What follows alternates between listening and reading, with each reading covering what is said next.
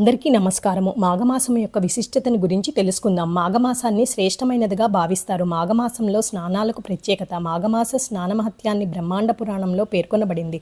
ఈ మాసంలో చేసే స్నానం పరమ పవిత్రం అంటారు. మాఘమాసంలో సూర్యుడు ఉన్న రాశిని బట్టి ప్రత్యూష కాలంలో సూర్యకిరణాలు ఒక ప్రత్యేక కోణంలో భూమిని చేరుతాయి. సూర్యోదయానికి ముందే స్నానాలు చాలా ఆరోగ్యవంతమైనవి. వేగంగా ప్రవహించే నీళ్లలో స్నానాలు శ్రేష్టం. సూర్యుడికి ఆర్ఘ్యం సమర్పించడం ఒక ఆచారం. మాఘమాసంలో సూర్యోదయానికి పూర్వం గృహస్నానమైన మంచి ఫలితాన్ని లభిస్తుంది. బావి నీళ్ల స్నానం 12 ఏళ్ల పుణ్యఫలం. తటాక స్నానం ద్విగుణం, నదీ స్నానం చాతుర్గుణం, మహానదీ స్నానం శతగుణం, గంగానదీ స్నానం సహస్రగుణం, త్రివేణీ సంగమ స్నానం నదీ శతగుణ ఫలాన్ని ఇస్తాయని పురాణ వచనం.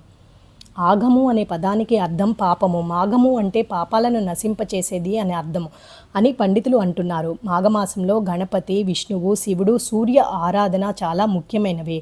సూర్యుడు 7 గుర్రాల రథాన్ని అధిరోహిస్తాడు. సూర్యుని కిరణాల జ్ఞానము.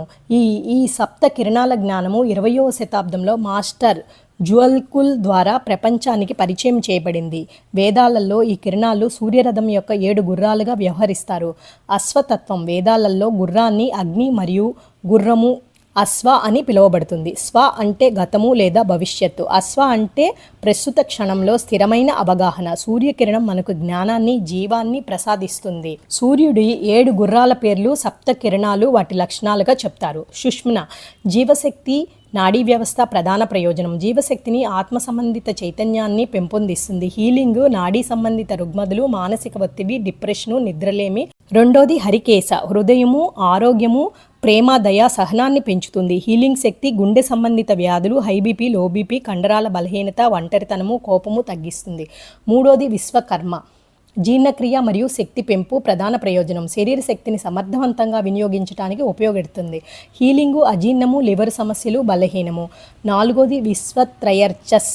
సౌందర్యము, చర్మ ఆరోగ్యము. శరీరము లోపల నుండి ఆరోగ్యంగా ఉంచుతుంది. చర్మ వ్యాధులు, అలర్జీలు, కంటి ఆరోగ్యము. ఐదోది సన్నద్ధ. మెదడు ఆరోగ్యము. సమస్యలపై లోతుగా ఆలోచించే శక్తిని ప్రసాదిస్తుంది. హీలింగు, మెదడు వ్యాధులు, మతిమరుపు, అల్జీమర్సు, మానసిక అలజడి.